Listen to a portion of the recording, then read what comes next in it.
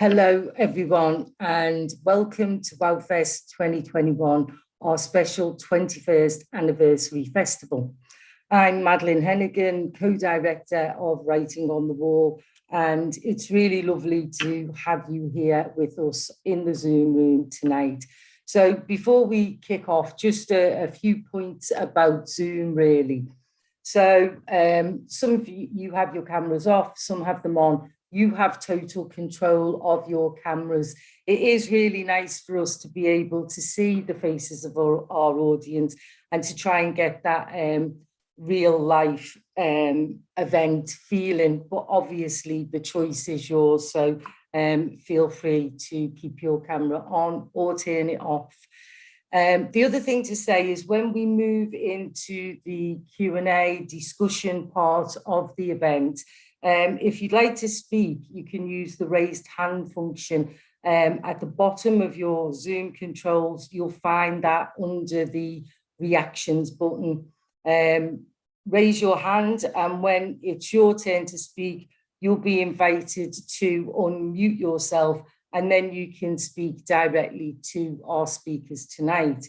If you prefer to send your question in writing, please use the chat facility also at the bottom. You can type your question or your contribution into that chat and direct it to the WOW moderator, WOW Tech, who will direct your question or contribution to the speakers.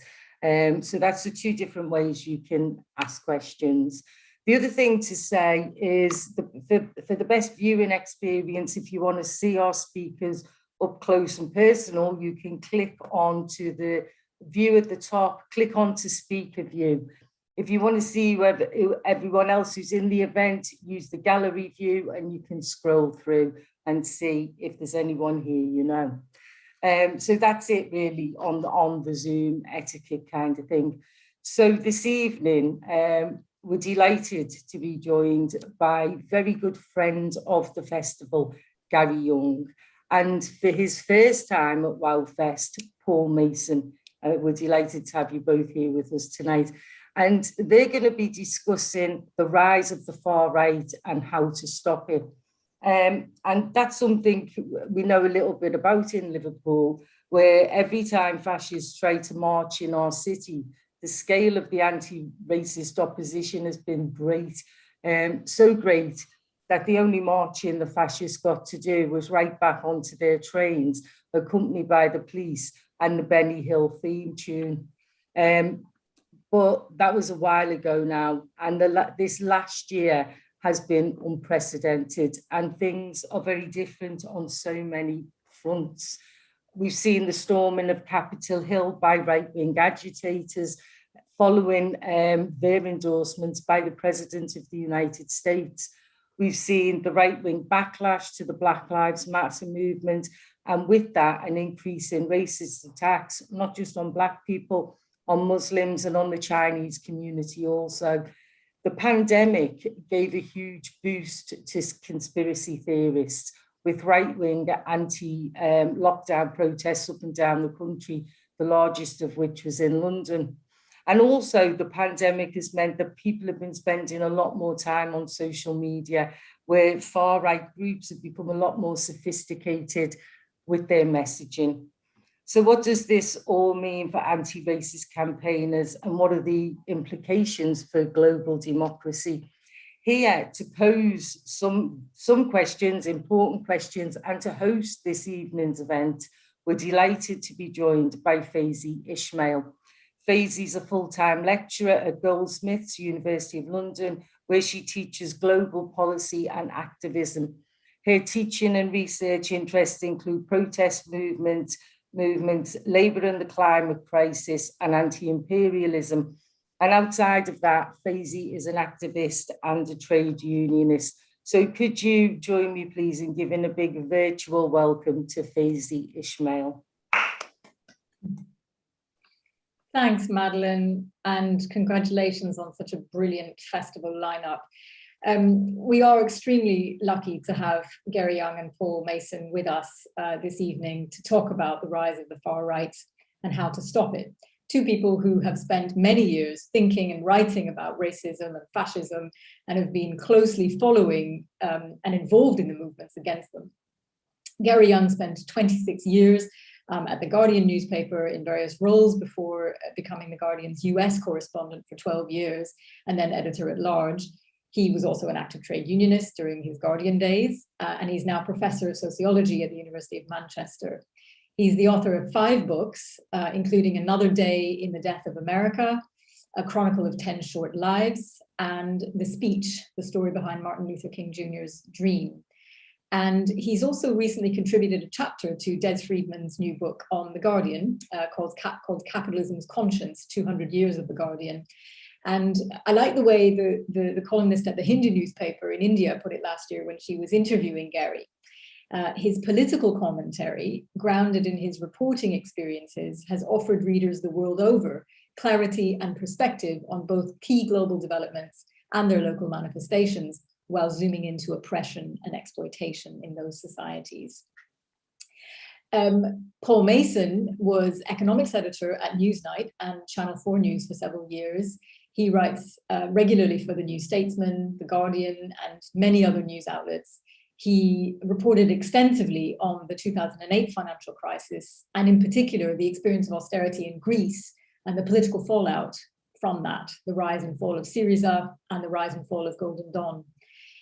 He's made documentaries and a play about the Paris Commune, and he's the author of 6 books, including Why It's Kicking Off Everywhere, Live Working or Die Fighting, and Post-Capitalism. And he's also the author of a new book, which is coming out imminently with Penguin, called How to Stop Fascism, History, Ideology, Resistance. And as I say, both Gary and Paul have been involved in the movements on the left for many years. I remember meeting Paul at the student occupation at SOAS in 2010, when he was covering the student rebellion against the tripling of tuition fees. And Gary has written so eloquently about global protest, including helping us to understand how protest has been shaped by politics over decades. And you both also happen to be on my reading lists at Goldsmiths. Thank you so much to both of you for being here. So the format is that I will ask Gary and Paul a few questions. And I'm going to be a bit provocative here, so that there are so many very interesting ideas. I want to try and draw them out a bit, and then we'll open it out to the floor. And I would encourage people to contribute to the discussion. We really do want audience participation. And as Madeline said, you could put the question in the chat, which I can read out, or preferably you can use the raise hand function and unmute your mic when you're called to. And we'll have plenty of time for discussion. So I wanted to start with perhaps the crux of the subject in terms of whether and to what extent fascism is back. But as a sort of preliminary background to that, to note the different contexts in which fascist groups have gained ground over the last few years, mainly in electoral terms. I mentioned Greece, but also France, Germany, Sweden, to name a few. But then there are also populist leaders who aren't necessarily fascist themselves, but who support and have links to fascist groups, Modi in India, Bolsonaro in Brazil, and of course Trump.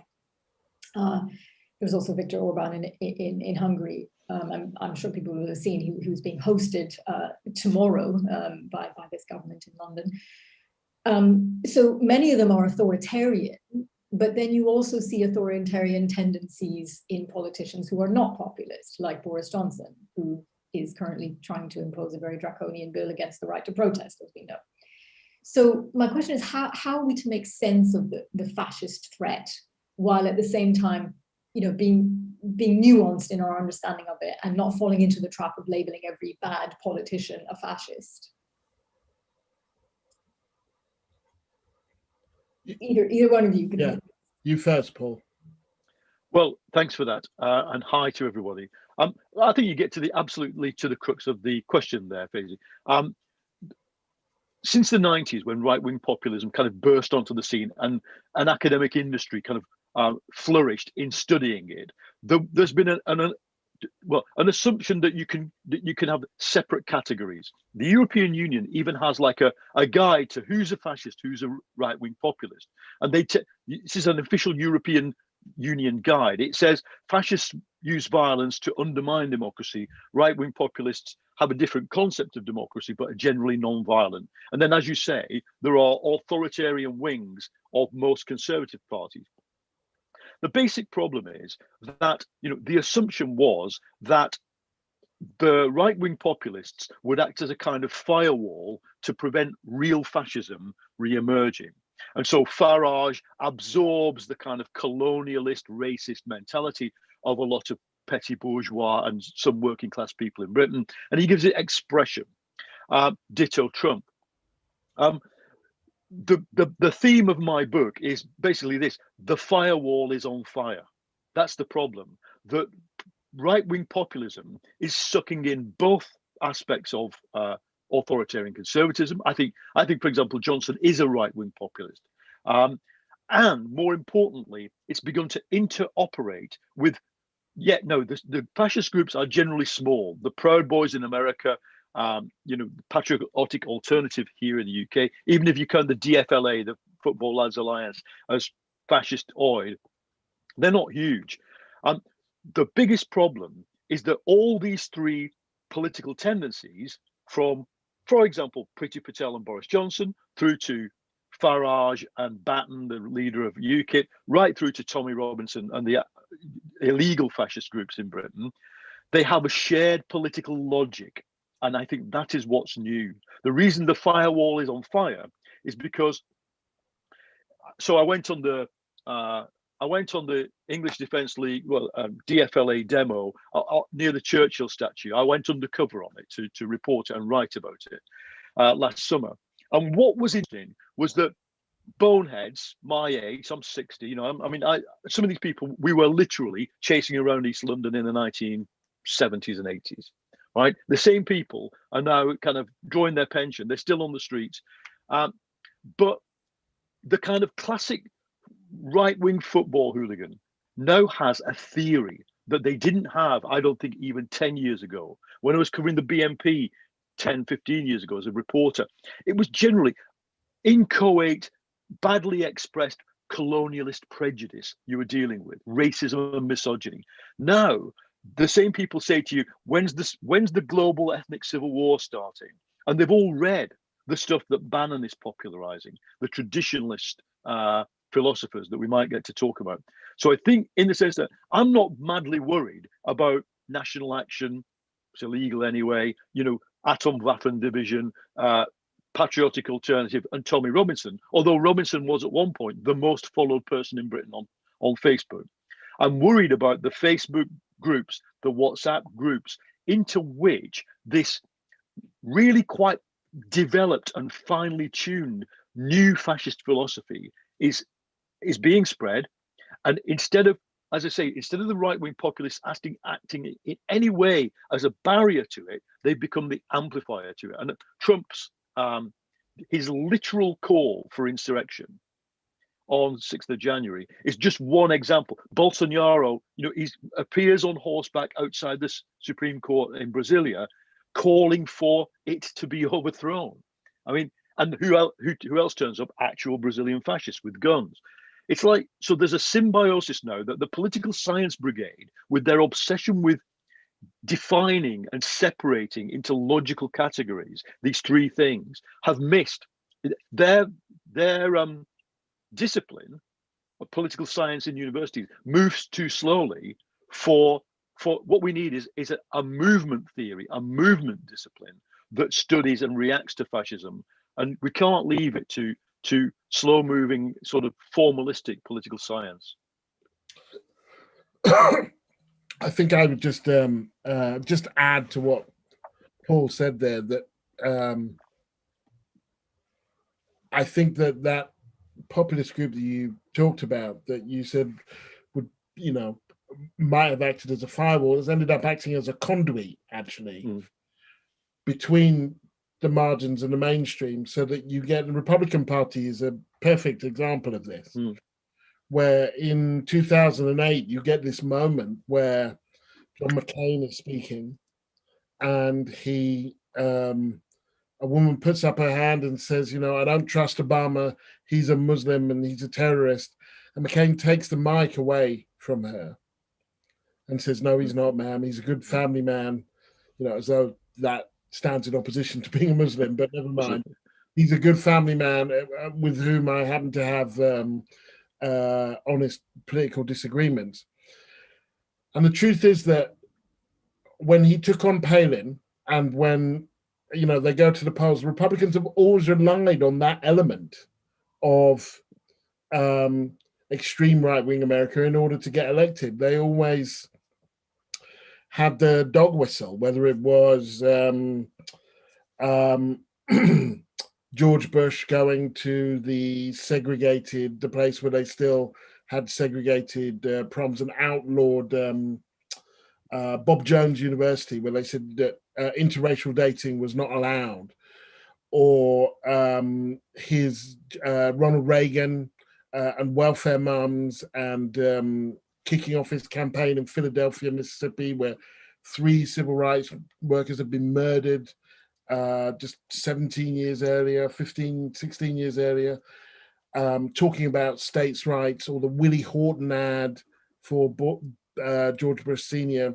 So they always played to that, but there was always this notion that it had to be plausible deniability. So in the words of Nixon to his chief of staff, you have to admit that the problem is all about the blacks, and then you have to find a way to not say that, but make sure everybody knows it. And that they were always playing with that fire. And then they got burnt by it. Along came Trump. And he actually, what they did was, if you go back to the John McCain example, they just gave the mic back to the woman and said, you know what, you run the party. And what you saw with Trump was the kind of the untamed beast that they have been nurturing all along. And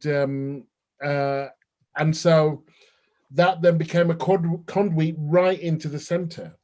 And so, I mean, these distinctions are important, because you're right to say we can't just run around calling it devalues the term when you run around calling everybody a fascist. But there is a continuum whereby a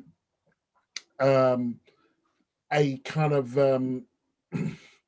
a notion is put out, a kind of a nod and a wink to racism is put out, and then other people take it on, and then it spreads like a bushfire, largely, well, not only, but thanks to social media, it can spread very quick to places that you wouldn't imagine. And before you know it, the dog whistle is a wolf whistle, and people are no plausible deniability. They're just saying it. And so you can see the journey that some of these ideas have taken in the case of America, right the way through to the White House, where, I mean, if Trump wasn't a fascist, he did a very good impression of one, honestly, when he says, when he wants to defy the courts, when he's trying to overturn an election, when he's openly kind of galvanizing people against certain migrants, then, you know, I'm always minded of that Michael Rosen poem. You know, they think that fascists will turn up in fancy dress, you know, looking like the old type of fascist, whereas they turn up offering you honor and to keep your streets clean and to kind of, you know, make America great again, and all of those things. And it's couched in such terms that, you know, who could argue? Who would not, if you're into America, who would not want to make America great? You know, like if you're not going to kind of investigate what greatness means and so on. So they, you know, they found a way. They found a very skilled way of reaching the people they want to reach with the message that they want to have. And so the distinctions blur. There is no, I would say, no clear boundary between one and the other, which doesn't mean that you should call one the other, but the boundary is very blurred. Yeah, the boundaries over it. And of course, the bigger context here is 40 plus years of neoliberalism, the massive transfers of wealth from the poor to the rich, the deep immiseration of the working classes in general. But then there has been resistance, and much of that has been in the form of battles against racial injustice, sexism, LGBTQ liberation, and so on, with some limited gains. And so there's been a lot of commentary and analysis around how sections of the working classes who don't identify with those gains have lost something. Right, and they've come to find promise in these populist leaders like Trump and so on. And I don't want to use the word white working class. Perhaps it's an invention of the media, and to a large extent, I think it serves to divide people. But to what extent do you think that that's true? That people have lost something, and then that is how it manifests itself, by people finding promise in these sorts of leaders. I mean, I think it's undeniably true. I think it's wages have pretty much remained stagnant for the best part of 50 years. Neoliberal globalization has had a really severe cultural impact in terms of kind of people losing their high street, things looking the same as everywhere else, the kind of, local flavor, even the kind of, the efforts of the Super League, all of these things kind of which wrench people from where they are, make them feel lost. And you kind of, you live in Redcar over the last 30 or 40 years, and you wake up and the things that made your place what it was are going. And nothing much else is coming in apart from new people who look different or talk different, and who can become you can't get your hands on neoliberal globalization, right? It's very difficult. Like, where do you march? Who do you write to? Who do you argue with? It's a system without a center and a force without a face. And then here are these people or these institutions. And so a significant part of this problem has actually been about the failure of the left to come up with a plausible alternative narrative that's both economic and cultural, actually. And that in the absence, I mean, I like to say that the left, particularly the center left, has done a good job of saying that racism is bad, but has done a very poor job of making it clear that anti-racism is the answer, and kind of taking your lumps for that, because ultimately the other side will always be better at being racist than you are. And so whatever the cost, there will be a cost, but there will also be gains, and the gains are long term, and some of the gains will be immediate. But the failure to set out an alternative vision of what the country or our lives might be like, both economically and culturally, leaves a gaping chasm into which the right can frolic and say, we will bring you back your honor, we will bring you back your jobs. Now they don't. We see that from Trump. But if there was a lesson, and there were many to be learned from the 2016 election, it was that when people were offered more of the same after 8 years of Obama, but with a different person, they said, you know what, enough of them said, I'd rather roll my dice with this orange fella. And we've all been paying the price for that. Yeah, I mean, I would just add to that. For me, it goes deeper than the question of economic dislocation. The economic dislocation is real, and in the town I come from, Lee, it's really obvious that is the root of the swing. I mean, Lee's gone, from being solid Labour to 20% UKIP to, a significant majority of Tory voters. in the space of 15 years.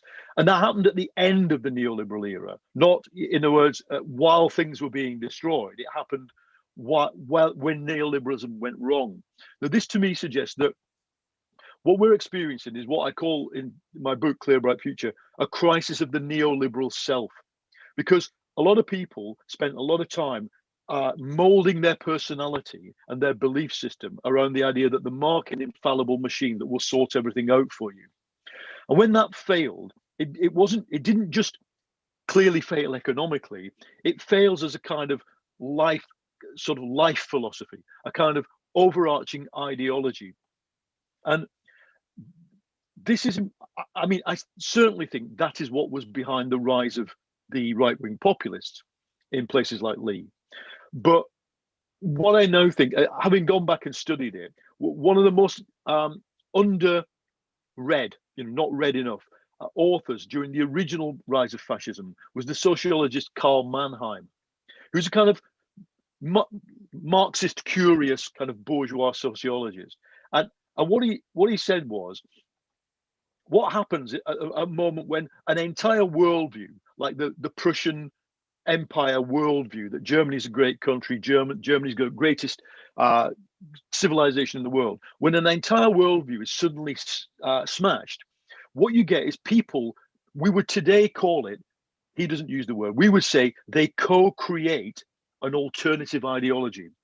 And because neoliberalism was such like sort of German imperialism, it was an all-encompassing thing. It explained your entire life. People don't just want an answer, well, what's a different economic model? They want a different explanation of the world. And Nigel Farage doesn't have a theory. Trump isn't a theorist. So in this sense, Salvini, these people are anti-theorists. They're ignoramuses in many cases.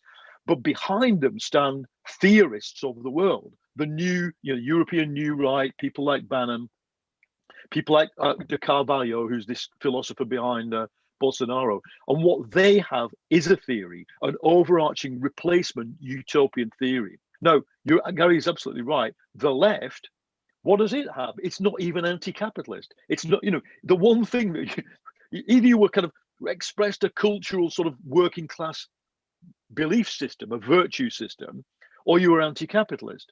And it's the failure of the left. It's not, in my view, it's not a similar failure to what happened in the 20s and 30s. The left in the 20s failed to stop fascism until 1933 because it had a balmy and crazy theory of what fascism was, i.e. it was the same as liberalism and social democracy. We haven't got that, but what we've got is, we lack an overarching view, an alternative. And so when people enter this crisis of the self, I've been reading a lot about there's an Austrian sociologist in the 30s who went undercover and studied fascism, and Lucy Varga, she describes it as people in crisis, people whose selves are in crisis. If you can't address that with a systematic alternative, you are in trouble. Just one added thing as well. The difference this time, I also think misogyny is much more important today than it was in the 20s and 30s to fascism, because the fascists didn't have to face 2 generations of women who'd had access to some abortion rights, the contraceptive pill, equal rights legislation. And when you study what modern fascism is obsessed with, in some iterations, it's equally obsessed with anti-black, anti-migrant, anti-Muslim stuff as it is with anti-feminism. And that is something that I think it obviously creates a great potential alliance to defeat it, because all women will suffer if people like Trump, if a new Trump becomes president in 2024. But it also means that what they're drawing on, like gamer culture, young men's culture, any young man who's in kind of immersed in normal masculinity already has a lot of the anger that the fascists are going to draw on, because they're being told you are the victim. That's what it is. White people and men are the victims of modern society. I mean, I would just come in on the back of that to talk about a crisis in a certain kind of whiteness, a certain kind. Yeah. If you look at there was a study done of the people who were arrested at the Capitol, and they came from mostly, well, the thing that they had in common wasn't economic. It was that they came from counties where there'd been a significant decrease in the white population. Yeah. That if you kind of if you look at the day that it happened, and this is contextual, it's not causal, the night before had been, or the day before had been the 2 Senate races in Georgia. Now, Georgia hadn't returned a Democrat for years, and it returned its first Black senator and its first Jewish senator. And there's a significant number of people, they look at that in America, white people will be a minority by 2042, and they see the future and they're scared. It's why Obama, people think it was because he was Black, but that wasn't a half of it. He was a son of a migrant. He was the product of a mixed race relationship. His dad was a Muslim. It was this constellation of kind of cosmopolitan kind of identities that made people a certain kind of person very scared. And in different ways, we see that kind of replicated. And it doesn't have to be black and white. It could be Hindu and Muslim, as in India, or it could be Amazonian and indigenous people and non-indigenous people. It could be anything. Race is the vessel, but it's quite a powerful vessel. And if one looks at the history of British colonialism and the apparent inability to kind of digest what that was and to kind of come up with a way of talking about it or discussing it, then it's left to fester in people's imaginations in the most rotten way. Yeah, absolutely. Paul, you wrote last year in the New Statesman that so speaking of left-wing progressive governments coming to power, that the clash we have to fear is when a government comes to power committed to delivering social and economic justice and attacking structural racism. So this is the idea that if such a government would come to power, it would reinforce these divisions. And I think that's the argument that you were trying to make, is that this then has the potential to fuel the right and even fascism. Yeah. But my question is, what other factors will determine whether fascist groups gain ground? I mean, one would be, I imagine, whether a progressive government is able to deliver reforms or deliver actual things for working people. Another, as we've said, would be the strength of the movement on the streets. So the outcome of the battle isn't preordained in that sense. I mean, I think one of the great achievements of Corbyn and Sanders had been to put socialism on the national agenda. Or are we arguing that, okay, this is a real fear that every left-wing government, has the potential to fuel this fascism? I actually think it's now. It's not just every left-wing government. It's any consistent liberalism. As somebody who's got a lot of followers on Twitter, and I always engage with Twitter. I don't switch it off or mute people. I think I'm really well aware of what the deep fascist mindset is, and it's hatred of multiracial, multi-ethnic, cosmopolitan society. I mean, hatred of feminism, the victim mentality. The core belief is the Great Replacement theory.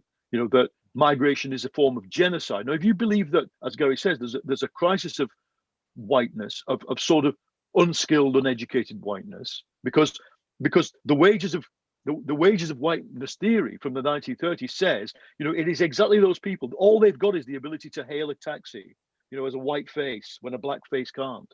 And if they think that's going, so this kind of deep fear is what is there. Now, how it plays out, I think, depends, first of all, on as I say, it's not just a left government comes to power, it's liberalism itself is an affront to them. So we shouldn't expect, a lot of Marxists still work with the idea that fascism was in some way a reaction to revolution. No, it was, but at a deeper level, I prefer the explanation given by Wilhelm Reich, the Marxist Freudian psychoanalyst. He said it's a fear of freedom. It's actually deeper than class. It's inculcated via the family. It's inculcated through colonialism. It's a fear of freedom, and often triggered by a glimpse of freedom. Now, if, for example, Lula wins the general election in Brazil and defeats Bolsonaro, that's it. That's the fear of freedom. It will be back. And what will he now face? Thanks to YouTube, who've weaponized irrationality and anti-vaxxer and racism stuff in Brazil, there are children of 10 consuming as if it's natural the full fascist thing on YouTube. So there'll be a mass movement against him. I think what we have to do is take very seriously, the positive lessons of the 1930s, and that is that the places where fascism was stopped were generally through three things: mass mobilization, so Cable Street, electoral alliances that created centre-left governments, because that's why the Spanish Civil War happened, because the Republicans and the left won the election. It wasn't just the left that won the election. The Spanish government that started the Spanish Civil War was a liberal government. Same with the French liberal government that banned the fascist groups in 1936, left plus liberals. So the lessons are that actually, and this is why, I think we have a wider audience than just the left here. We need to be able to say to liberalism, come on, people, it's you they hate as well as us. They see us as two sides of the same Enlightenment coin. They hate both of us. We are in a life and death struggle here for something you value quite a lot. I mean, we have our critiques of democracy, the left, but you actually claim to value democracy and the rule of law. It's going up the Swanee unless you defeat the alliance. It's what Hannah Arendt called it, isn't it? The alliance of the elite and the mob. That's what the 6th of January was. Jared Kushner and Ivanka in their kind of $1 million outfits, plus these crazies from backwoods America. So I think that if we get a left government somewhere, it will have the power to trigger exactly this. There is an overt program of the left, wokeness, liberalism. It's all feminism. It's all the enemy. Any example of it gaining power must now be crushed. And here's the final thing. Exactly as in the 30s, they don't start out by saying, let's have a fascist government. What they start out by saying is, let's have a right-wing populist government with the fascists as the shock troops, making it very difficult for us to be elected, making it difficult for journalists to do their jobs. The fascists will do this for us, and we'll keep them under control. But what happens, as we know from both from Mussolini and from Hitler, is that the fascists don't stay under control because they are the experts at building mass movements. Thankfully, we don't have a fascist mass movement yet, but Tommy Robinson had a mass following. But so the alliance between the left and the liberals, but then wasn't the whole problem in America, here, elsewhere, was that the left was making too many concessions to the liberals? Gary, go on. I mean, I don't know that it was. I feel that the problem was that liberals became too liberal about racism and xenophobia. Actually, the kind of there was insufficient backbone within liberalism for reasons of electoral expediency. That if you look at say the Blair government, that throughout that time they let the kind of xenophobia against asylum seekers and refugees, they let it slide. Sometimes they encouraged it. You didn't hear them challenge that xenophobia, and then lo and behold, it comes and it bites everybody in the arse with Brexit. And that Brexit was an example of, there were lots of reasons why people voted against the European Union. I don't think it was a fascist thing to vote against, to vote to leave, although there were lots of fascists involved. but that immigration clearly played a huge factor in that. And I thought at the time, well, if Liberals have been avoiding any sensible conversation about immigration and Britain's need for immigrants, actually just economic needs, for not radical open border stuff that I believe in, but just regular, like our country needs immigrants if it is going to kind of operate, and here's why. Having avoided that conversation for 20, 25, 30 years, you can't then expect that you're going to start that conversation and that anyone's going to listen to you after 30, because you let it fester. The Australian guy who was the kind of Tory guru, I've forgotten his name, but he Linton Crosby. Yes, Linton Crosby had this really good phrase that you can't fatten the pig on market day. And that was effectively what they tried to do with Brexit. And it was, to me, it was a good example. The other one in America would be the Democrats, who were afraid, really, in a range of ways, of their black base and of looking too pro-black, as opposed to kind of actually embracing an anti-racist message and incorporating it into an economic populist message and so on. And ultimately, that was one of the things that defeated them, was that they hadn't been making the arguments. And that was not the left not making those arguments, it was the center not making those arguments and kind of running, and actually not just not making them, but running away from them, and sometimes actively fanning the flames for reasons of electoral expediency. In Blair's certainly first 4 or 8 years, he had a significant majority. He could have taken a hit. And with that hit, he could have painted a very different version of the country that we're in, the country we need to be, and so on. But when it came to migration and race, he went the other way. And those debts come due. I would just add one thing, and that is, I think that the American center and left have, in the shape of Biden and say AOC, or Biden and Sanders, have gone through a moment of realization that the middle, that was the obsession of neoliberal politics, is vanishing.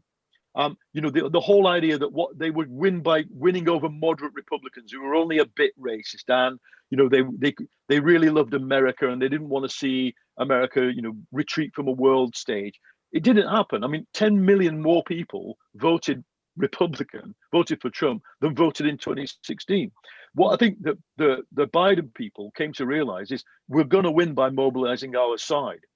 Now, this is a very tough thing to recognize if you are from the Labour tradition and also from British liberalism, because you tend to think that there is a kind of winnable, reasonable set of people who are a bit socially conservative and a bit economically right wing, but they can see your point if you put it well. My growing hunch in this country is that has gone. And the extreme form of it, again, I'll quote one of my friends from back home in Lee. He just says, ex-miner, he says, he sits in the pub, there are fascists over here, there are Momentum people over here, where's the middle? Where is it? In a place like that, where are the teachers, lecturers, doctors, Newsnight journalists? It's a straight fight between two visions. And we've got, in the United Kingdom, or more clearly England, I think we've got to win an argument that says, yes, by all means, try everything we can to persuade some of the people who are voting UKIP, Tory, Brexit Party in Hartlepool to vote Labour. We want their votes, but we can't do it at the price of and this is what Biden found out. You cannot do it by downplaying the agenda of your actual base. And the base of the Dems isn't just, as in Georgia, the rising black, salariat and urban dwellers. It is also women. It is also people of color. It's also lesbians and gay men. If you're going to throw one group under a bus, you're going to throw all the groups under a bus, and they understand it. There is a kind of post-class understanding of solidarity between the intersectional oppressed groups, and I think the Democrats realize, shit, if we do this, we'll never be in power again. And they kind of, in a very useless way, but it worked, went for a kind of message of that didn't attack the left. If you think about, if you're a Labour Party member now, talking about fascism, we're talking about real serious threats to the rule of law in this country, terrorist organizations. What do most members of Labour right spend all day, every day obsessing about is people like me and Gary and you, Faizi. They're obsessed with why do we exist? And Biden's people had to kind of learn to overcome that problem and concentrate on the real threat. I just want to remind people that you can put your question in the chat, or think of questions that you can ask Gary and Paul. I just want to ask one more question for now, and then hopefully people will come and ask their questions. So both of you have written extensively about protest and the power of protest. In extra parliamentary terms, then what kind of strategy does the left need to build those movements against fascism? Both of you have talked about it, against fascism, against racism. What kind of model of organization do we need? You know, we've had Black Lives Matter, we still have it. It's a kind of, it's a sort of loose network of organizations, but it's managed to mobilize on a mass scale in a huge movement in many parts of the world, particularly in the West and obviously in the US and UK. Or do we need a more tightly organized movement to combat fascism and racism? I don't know, another anti-Nazi league, or what do we need? What is gonna do it? Cool. Well, I think the first thing to be said is that we need a youth movement. All the people on the demos I've seen in this last summer in Black Lives Matter, many of them were very young. This summer in the protests around Sarah Everard's death, and then around the policing bill, they were 17-year-olds. They're out there, and they instinctively know they're part of something big, but nobody is saying to them, "Hey, everybody, you're part of something big. Here's, like, not a membership card, but like, here's the badge. Here's what it is." No, the first thing I ever went on, the first protest was the Anti-Nazi League. I was looking back in the 1978 Alexandra Park demo and concert in Manchester, and I was looking back at some of the images of it. It was a mass proletarian phenomenon. We need something like that. I think the elements of an anti-fascist strategy have to be that social democracy and the left do go and do community grassroots organizing work in those areas that are susceptible to far-right mobilization. That the fascists haven't been that much on the streets in Britain, but when they have been, so 2 times I remember in Whitehall during the prorogation crisis, the Brexit crisis, and then one before that, the demo about Tommy Robinson, freeing Tommy Robinson. You know, people like this Michelle Dewberry, now working for GB News, egging them on, saying you've got a point. So she was a Sky presenter at the time. Right. What happened on each of those mobilizations was that the left didn't have the forces that could have stopped them. It was also true on the Churchill statue demo in London that there was a black left group that did some mobilization. It wasn't big enough to have taken on that 5,000 boneheads. So Antifa, which is becoming a dirty word, anti-fascism is a noble tradition, and we have to do that. The second thing is we have to build alliances out beyond the left and the Labour movement to defend democracy.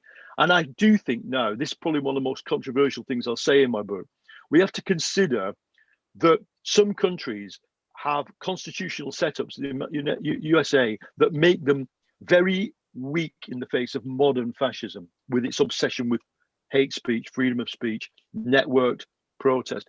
Germany has a law against fascism. If you express extreme views, it's not just if you're a terrorist, you are then, 7,000 members of the AfD were put under surveillance officially by the government, saying you are potential fascists. We are going to surveil you. I want us to start looking at anti-fascist laws because, I hope everybody does have the experience and finds the time to go and visit one of the sites of the Holocaust, Auschwitz, Majdanek. When you look into those gas chambers, and if you can, the moment you have to imagine it happening again, Remember, never again was a slogan we thought was a statement of fact. If you think it can happen again, who would take the chance of being able to stop it with, you know, the SWP and the Labour left? You know, I don't want to take that chance, because I'm not confident that the Labour movement on its own, without strong legal limits on what fascists can do and say, can defeat them. Gary? I guess I would say what keeps becoming apparent to me, both in America and in Britain, is that there are these constituencies, dormant constituencies, that are ready and are sort of they're primed, and they are kind of mobilized episodically because of thanks to social media. And so suddenly you see, as we did last year, these huge gatherings around Black Lives Matter, or the women's marches, or LGBTQ rights, or whatever. You see these kind of. I remember coming back from America not long, and Alan Kurdi was washed up on Bodrum. And there was this kind of moment, people kind of rushing down to Calais with, you know, and people on my Facebook page who didn't strike me as particularly radical, but were moved and mobilized to be collecting things and taking them down to refugees. And I thought, well, they've never been asked before, have they? They've, you know, but that ability suggests that there are constituencies that are bigger than we might imagine. And as much as we fear the rise of the other side, they must have looked last year and thought, oh God, what's that? You know, God, this is going to be harder than we thought. Yeah. The trouble is, though, that as quickly as they appeared, they vanished. That I went to a demonstration not far from me, and I honestly cannot remember how I found out. Well, my wife told me it was on, but I asked her, how did you know it was on? She said, I don't know, I think it was Facebook or someone in my book group. Or anyway, we go to this thing, and there are loads of people at a place I've never seen a demonstration before, several thousand people. No one's taking names. This isn't a criticism, it's a critique. No one's taking names. You know, we took a knee, we raised the fists, we went home. I have no idea how you'd get all of those people back again. And so we don't have the institutions to kind of incubate these moments that emerge. But in a range of ways, we see that if we could cohere, because it's not the same people on each one. Mm-hmm. Actually, quite often you go on these things and you see, you know, you see new and different people, lots of people who've not been on demonstrations before. And so I think that there is significant potential, but that we lack. And I'm not talking about minute taking and stuff like that for a movement, you know, meetings and all that. But movements are more than marches and demonstrations and likes and clicks, and that, in a sense, my hope is that I keep seeing those constituencies galvanized, and my fear is that I will keep seeing them galvanized and not see them mutate into something else. Because what I would like to see, and this would demand a shift in the trajectory of, in Britain, Labour, but we have seen it a bit in America, is to understand that kind of these things, the parties, as partly being a constellation of these movements and moments, and saying, you know, we're not going to believe in everything you believe, we're not going to do everything that you do, but you know, you're on our side, and together we can win, which is effectively what did end up happening in America. That, you know, while Biden could never have claimed to be kind of, you know, full in on Black Lives Matter, he he made a kind of plausible statement that, like, look, you know, something's got to change. This has to change. And that kind of, if you look at where they won, the Democrats, and you saw it when the votes came in, the last votes came in, there was a significant shift in the black vote. And you know, they would have struggled in places like Pennsylvania and Wisconsin without it. So there's hope there. Yeah. But there's real fear. We haven't managed to leverage the potential that we have. Yeah. So more organization in a sense, but also building alliances beyond the left, and the left has to have the ability to do that. Okay, so we've got a couple of questions. One is, are we facing something which might, from the audience, are we facing something which might be termed ignorance or stupidity in a wide section of the populace, or is that to further a culture war? So that's one question. I'll take these two at once. And then to Paul, when suggesting a law against fascism, do you not think you are contradicting your earlier excellent point that fascism is arriving through right-wing populism, legally elected, which, as per the examples you gave of Trump and Bolsonaro, then enables fascist groups? What is the use of the law then? So do you want to? Well, actually, so those are two questions. I'll take Colin Watts, who's raised his hand, and then you can take those three together in terms of an answer. So Colin Watts. Hi, can you hear me? Okay. Yes. Well, Gary, thank you so much. Fascinating as ever. I read you both extensively and just go very much with what you're saying. My question is around how you generate allegiances between very important what you might call anti-fascist, what you might call anti-racist, what you might call feminist movements, which a lot of ordinary people are extremely suspicious of and think, well, this is nothing whatsoever really to do with us because we're in dire economic situations.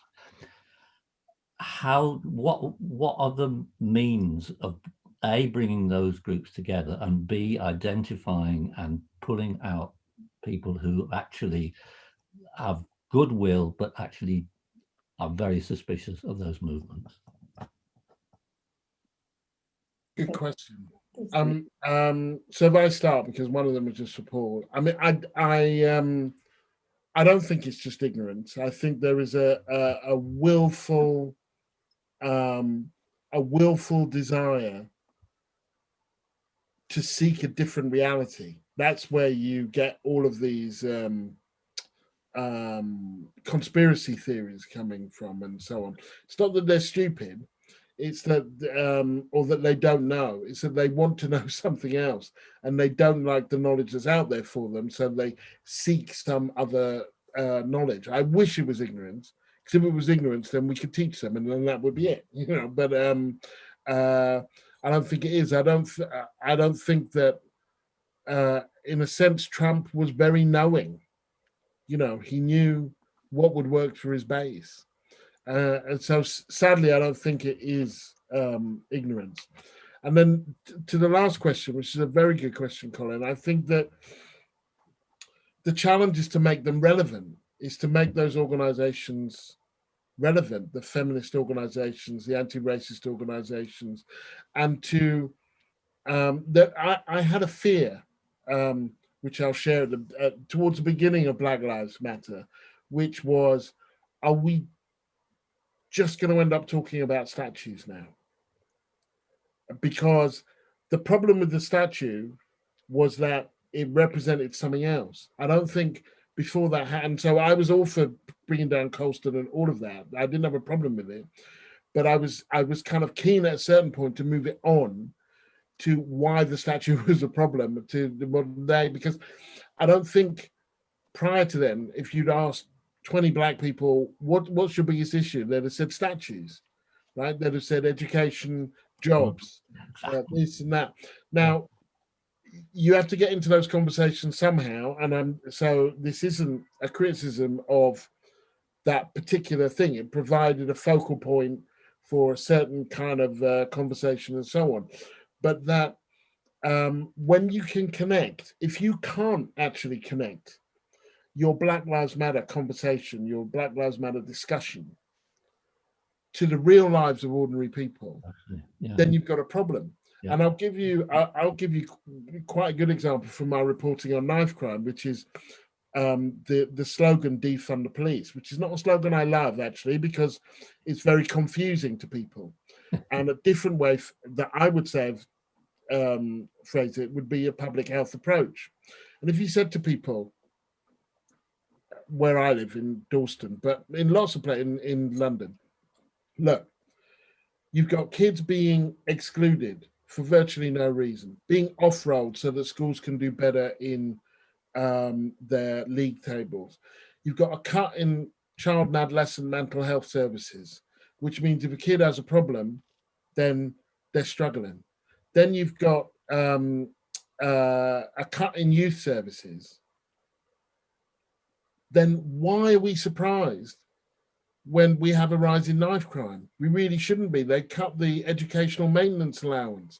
They're cutting support for 16 to 19-year-olds. They're cutting a range of things. And what defund the police really means is, you know what, a lot of these things aren't policing problems. They're mental health problems, they're education problems, they're youth provision problems. And so we shouldn't actually be expecting them, in the words of Stuart Hall, to police this crisis. This is a Tory crisis. This is austerity that's killing our kids. And so if you can, so that you can connect Black Lives Matter to very real material things that are going on in people's lives, without an awful lot of challenges. And I think similarly, we saw it in that moment with Sarah Everard, where you can kind of, and the way that the demonstrations around Sarah Everard kind of shifted into the anti-police bill demonstrations. They kind of, because it kind of became, it wasn't the same thing, but there was sufficient overlap. So I do think it's possible. Actually, I think it's more than possible. I think it's necessary and vital. It's also possible. And it is, I don't think it takes brain surgery to make it work, but that's what you have to do in order for it to work, is make it relevant to people's lives. Thanks, Gary. Paul. So just on the last question, on the question of ignorance. No, I don't think we're looking at ignorance here, but there is I mentioned Karl Mannheim earlier. When he was describing the Nazi mass movement, he described it as utopian thinking. And he says, I'm reading from it now, it can only exist as a self-reinforcing doctrine divorced from facts. When a group of people want radical change, they frame the whole of reality around that desire, ignoring all facts that contradict it. And they turn their back, he says, on everything that would shake their belief or paralyze their desire. Now, this is what I think we're finding in a section of not just the elderly, but it is elderly, home-owning, retired white people. They believe that the main problem in the world is wokeness, that feminism's gone too far, that they feel foreign in their own country, all this stuff that you hear from Toryism right through to fascism. And so when you try and use reason or facts or even debate to try and counter with them, what they do is they retreat to an irrational world. That's exactly what fascists did in the 1920s and 30s in Germany. It was, to a far greater extent than we understand, a conspiracy theory. It was a 1920s QAnon. And so it's not lack of education or low IQ. It's the fact that a group of people want something, and what they want is the world to be white domination. Let's remember the other thing. We haven't talked about it much. Fascism in the 30s was mainly focused around make certain nations great again, ultra-nationalism. It's now far more focused around ethnicity. Ethnic civil war is what they fantasize about. Now, on the question of I've the got law. three more questions as well. All right, all right. Let me just say on go the ahead, law. yes. I wouldn't do a one big anti-fascist law like there is in Germany, but I would do legal interventions. One of them is to force the police to obey and enforce the rule of law. So, what the biggest problem I've had on all the recent public events I've been on is being harassed by fascists. And then when you go up to the bronze commander and say, this is threatening words of behavior, they're naming me, they're shouting at me that they know where I live. He says, well, we haven't got the resources, so, and yet, as it's a black person crosses the street, while black in certain neighborhoods of Liverpool, London, or Manchester, and they're straight there. So we need to, it's about that. And the other thing it's about is, I do think it's about deplatforming hate speech and incitement and disinformation from social media. I'd like to see a law that removed a lot of the anonymous accounts. I'd like to see a law that opened up the algorithm and said, why are you prioritizing fascist hate speech? We can do all this. That if we can enforce libel, through the English courts, why can't we do that? So it's some of that. I'll shut up because there are more questions. Okay, yeah, brilliant. Okay, so there's one question. Given the extent to which the mainstream media is in thrall to capitalism, and the status quo and alternative left-wing media outlets and social media are often little more than silos, speaking to the already convinced, will it ever be possible to meaningfully dilute the malign influence of the mainstream media and its facilitation of right-wing populism, and where might this lead? It's kind of what you were talking about. And then we're living in an elective dictatorship with no effective opposition. Boris lies frequently, yet is increasing in popularity. Does this not reflect on the lack of integrity of wider society, which makes it easier for people to demonize the other? And then there's one that says, is the idea of strong leadership a two-edged sword with as many risks as benefits? So that's three, and I just have one just to end with, is just something about, where should we look for hope? Where should we look for leadership? I think in America, it's probably not Biden. I think Gary would agree. But where should the left in the US be looking for hope and leadership, and here in this country? So those three, and then maybe ending on that question. Paul. All right, I'll be really brief as much as I can. The mass media, I don't think the right-wing tabloids are anymore the main vectors of fascism. What the main vector of fascism is WhatsApp groups and closed Facebook groups. Like there's one in Merthyr Tydfil, 17,000 people, called Merthyr Council Truths. Most of it is anti-Labour stuff. But what happened is that it then gets infiltrated by, Muslim paedophile gang mythology. The latest thing, if you look at it, and it's a concrete example, if you Google Keir Starmer, it will come up very quickly that he is alleged to have let Jimmy Savile off. Now that's a straightforward invention of the far right social media. It's not the Sun. It's not. Yeah, it's that.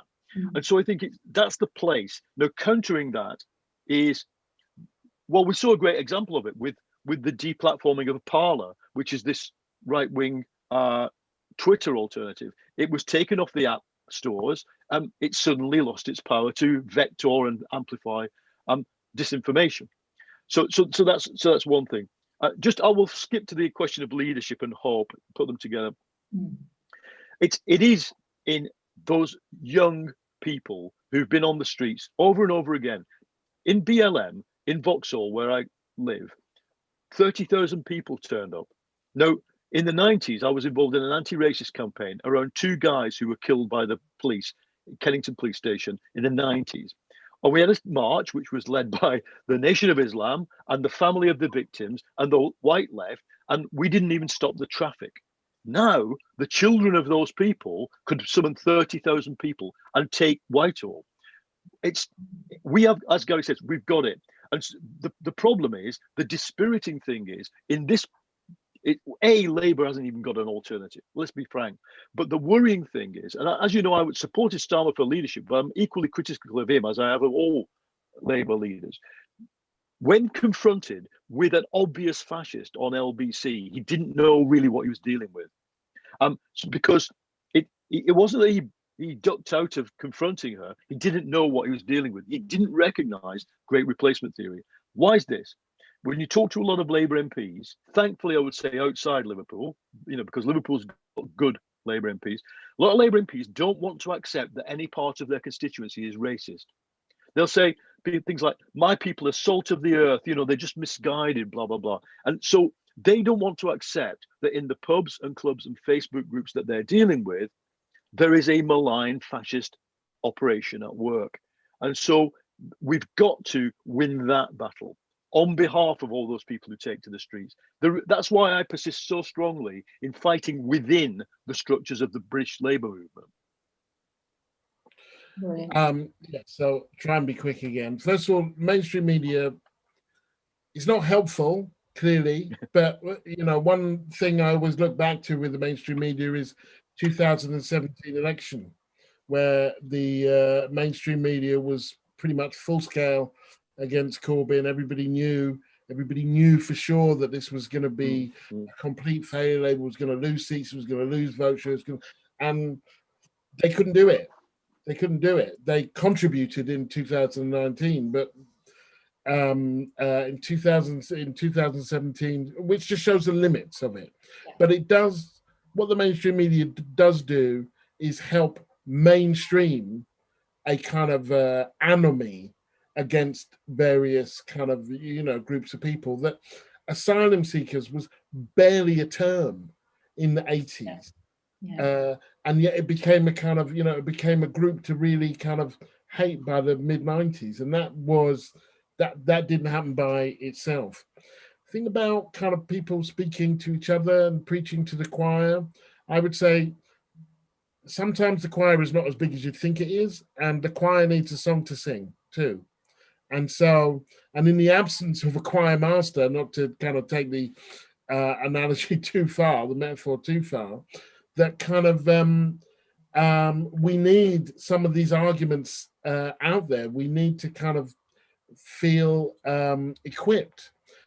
I really wish that with given the Tory majority, that Keir Starmer had last year made a big speech about Britain and Britishness, and kind of, yes, we're it wouldn't have been a speech I would want to give, but that he could give, saying this is a great country, and of course we've done terrible things, and part of being a mature country is understanding that we've done terrible things, and look where we are now, and look how far we've come, and yes, we've got a long way to go. There was a speech that he could have given that would have located Britain in its history and its now, and made people, in the same way that Obama gave his speech in Philadelphia about race. It could have been done. Even with his politics, it could have been done.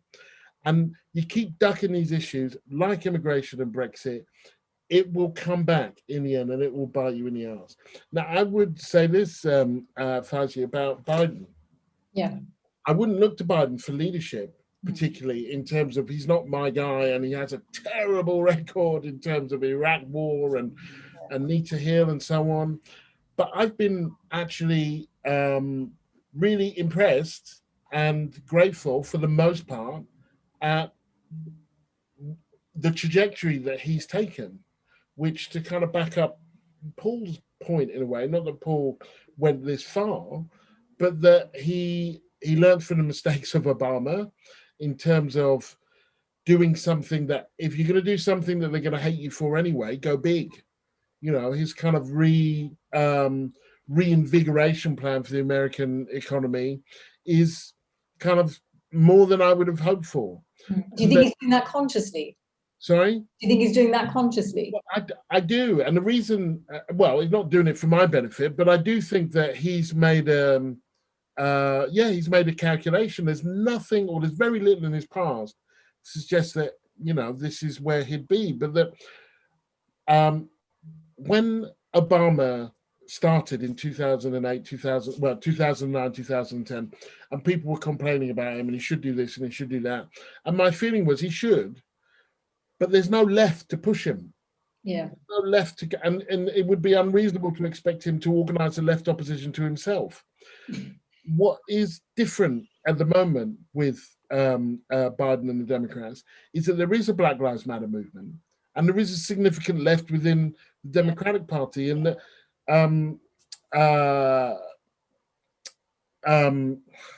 Bernie really did give them a run for his money. It looked like it was going to be, and so they have to look to their left. Yeah. And so, as someone on the left, I think, fine, Keir Starmer is the leader of the Labour Party now, but we have to make it clear to him that we're a force. We can't expect him to fear or cater for something that's not there. And that coming back to the topic at hand, yeah. I do think that the route that Biden is taking will limit the gains of the right. Because I saw the gains of the right under Obama, and it came from people saying, look, he spent all this money after the, which wasn't enough money, after the financial crisis. We're still poor. The people have run off with their bonuses. He's useless. And it encouraged a kind of cynicism. And a lot of this right-wing vitriol is born in cynicism. Nothing is working for us. Nobody is working for us. Nobody is speaking up for us. We've been abandoned. That notion of victimhood that Paul mentioned. Now, these policies aren't gonna kind of pull back everybody, but they are going to make it much more difficult to make that claim when if your life isn't getting worse at the rate that it was before, and maybe even getting better. Yeah. That's an excellent discussion. Thank you so much, Paul Mason and Gary Young. Thank you to everybody who contributed questions and everyone who attended. And thanks also to WOW Festival. Yeah, thanks very much. Thanks, everybody. And I would just, on behalf of WOW Festival, just like to say a huge thank you to the three of you, actually. That was very well hosted and structured, Faisy. Thank you for that. Thoughtful chairing.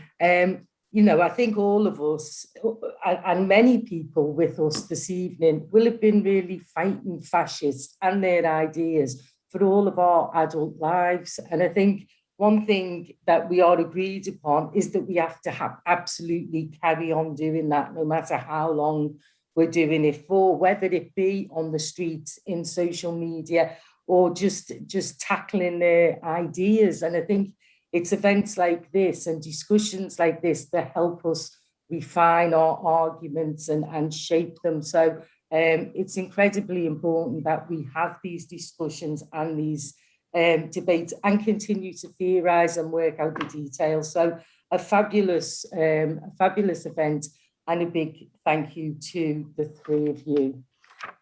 Okay, so as we are, well, we're nearly at the end, only a few days left of Writing on the Wall Festival. So make sure you don't miss what is still yet to come. So tomorrow we've got Paul Robeson's Love Songs with Tayo Aluko and friends. We've then got a panel discussion on the 1981 uprisings featuring Lord Boateng, Professor Gus John, and Liverpool's own Maria O'Reilly and Wally Brown. Followed then by our last online event with Selena Godden talking about her new book, Mrs. Death, Mrs. Death, a great title. And then over the weekend, we've got two actual live walking tours, one on Kitty Wilkinson and William Roscoe. And you can find details of all of these events on our website at writingonthewall.org.uk. Now, when this event finishes, you get an email with a feedback form, the renowned WOW feedback form. Please do complete it and send it back, as it does help us to shape our events, understand what our audience is like, and shape the events going forward. So please do that. And finally, I'll just take the opportunity to thank our funders, the Institute of Creative Enterprise at Edge Hill University, Arts Council England and Liverpool City Council. And if you would like to help with our funding and make a donation, if you like what we do, you can also do that through our website and it will be gratefully received. So finally, I will just say thank you to all of our audience who've been on Zoom with us tonight and contributed. Thank you to the WOW staff who are working behind the scenes. And one final thanks to Faisy Ishmael, Gary Young and Paul Mason. Thank you. Good night.